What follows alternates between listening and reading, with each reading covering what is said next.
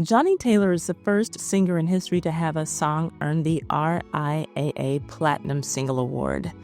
Yes, in 1976, his hit single, Disco Lady, became the first song ever to sell 1 million copies. Basically, anyone who cared about soul music knew who he was. That song put him on the map. There has never been a dispute about his musical talent, but there was a dispute about the paternity of 3 of his alleged children. Fast forward to the year 2000, Johnnie Taylor has a heart attack and dies at the age of 66. He left behind 6 children to equally divide what little was left of his estate. Those were the 6 children who he claimed. But within a couple of years after his death, DNA testing would confirm that he had 3 more children who were his lawful and rightful heirs. So why did he go his whole life without publicly acknowledging all of his children? Let's get into it. But first, if you like these videos about your favorite and most scandalous celebrities from yesteryear that make Ty's Hot Mess History Soul a time capsule for the culture, subscribe and hit the notification bell so that you can know every time that I upload one of these videos. Now, on to why you are here. In the year 2000, when Johnnie Taylor died of a heart attack in Duncanville, Texas, a suburb just south of Dallas, he died knowing that his 6 children would equally share his estate, each child being entitled to 1/6 of what he left behind. Those 6 children were the ones who Johnnie had within the confines of his 2 marriages, the same 6 children who he regularly and openly acknowledged as his children. Just because Johnnie wanted something to be the truth didn't make it so. His word said one thing, and DNA evidence said something else. DNA testing proved that 3 other people who Johnnie Taylor never publicly claimed to be his children were, in fact, his children. They were just conceived on the wrong side of the sheets, and he kept them a secret literally until he died. This finding would lead Judge Nikki DeShazo to override Johnnie Taylor's last wishes for his children, he claimed, and rule that all 9 of his children, not only the 6 he claimed, would share what was left of Johnnie's estate. The 3 new additions to the family were T.J. Hooker of Missouri, Siobhan Taylor Brown of Louisiana, and Bessie Fonda Bryant of North Carolina. The DNA findings were basically just confirmation for the 3 offspring in question, and what came as a relief for those 3 brought shock and disappointment to the 6 established children of Johnnie Taylor. Every last one of them had opposed granting heir status for the 3 others. What a mess Johnnie Taylor left behind for his 9 children. Here's what each of the 3 newly discovered children had to say. Newly confirmed son Tyrone Hooker is a singer who often served as Johnnie Taylor's opening act. He said the lawsuit was not about material gain. Instead, for him, it was only an attempt to establish family ties.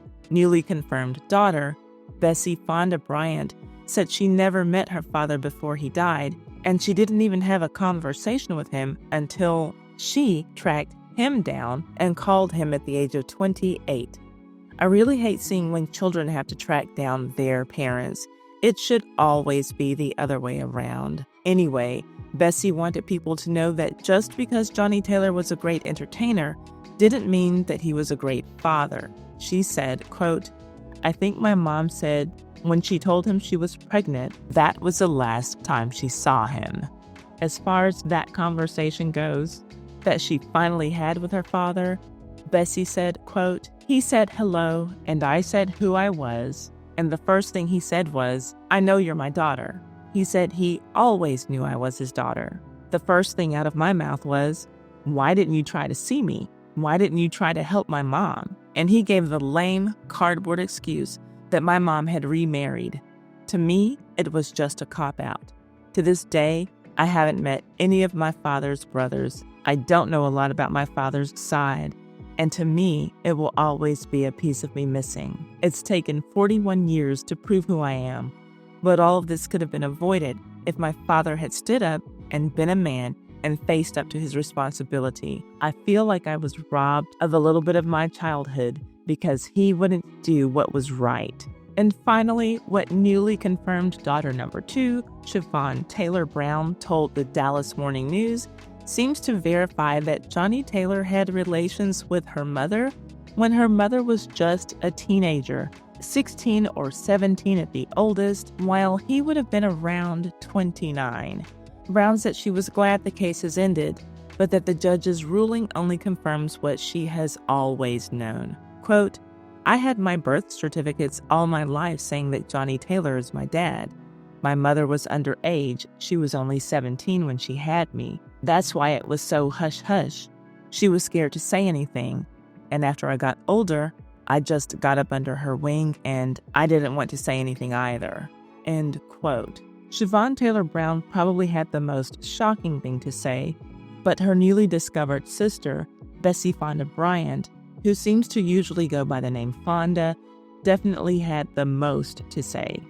Fonda hopes that her story serves as proof of the importance of fathers. She says growing up without a father led her to bouts with low self-esteem, depression, and constant financial struggles. Now, low self-esteem and depression are things that a lot of people deal with at some point in their lives, whether they had good fathers or bad fathers or no fathers at all. But she says that she had constant financial struggles. That is one thing that Johnnie Taylor could have helped her to avoid, and he didn't, even if he chose to not be in their life.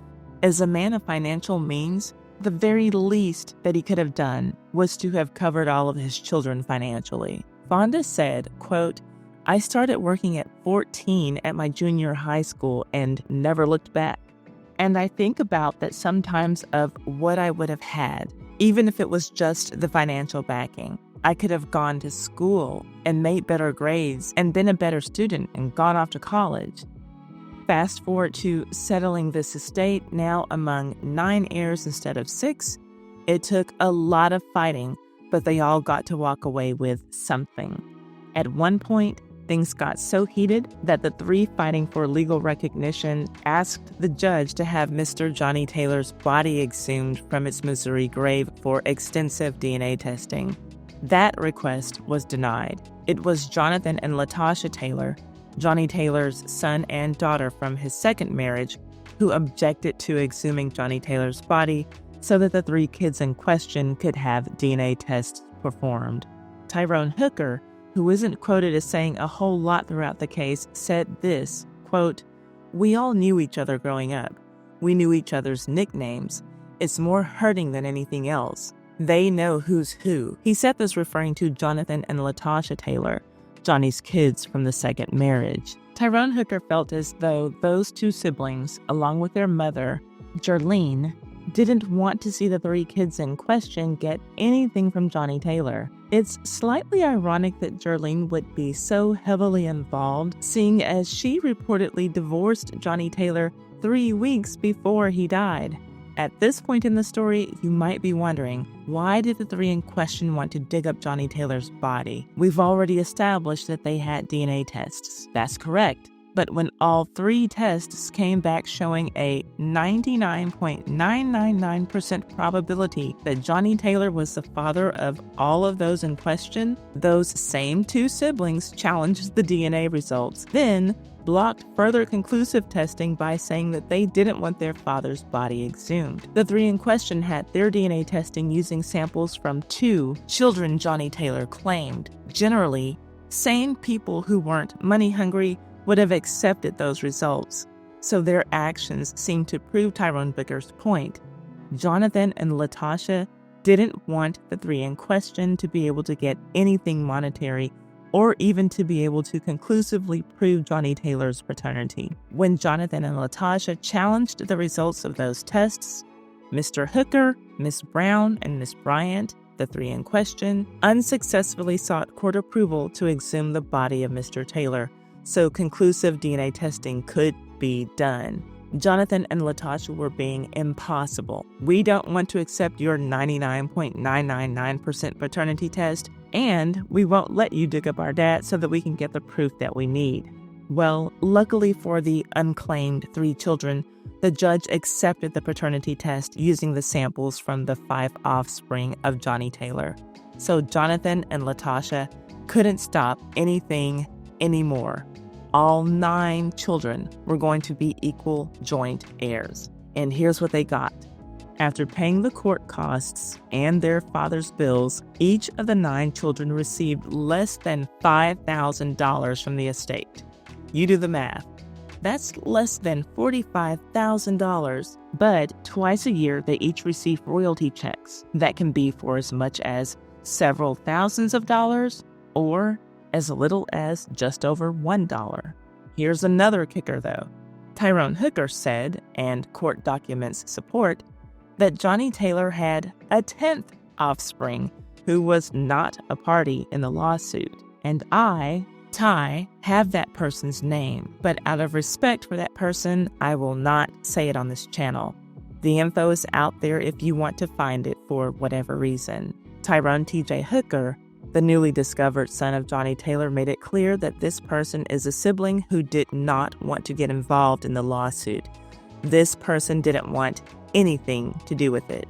And not so fun fact about these siblings, in February of 2014, 2 of them died in just 2 days. Floyd Taylor died on February 20th, and Siobhan Taylor Brown, one of the unclaimed 3, died on February 22nd. My sources for this video are the Charlotte Post, My Plain View, WCNC, and the Dallas Morning News. Thank you so much for watching. If you liked this video, please share it on all of your social media. That really helps this channel out a lot. I'll see you on the next one.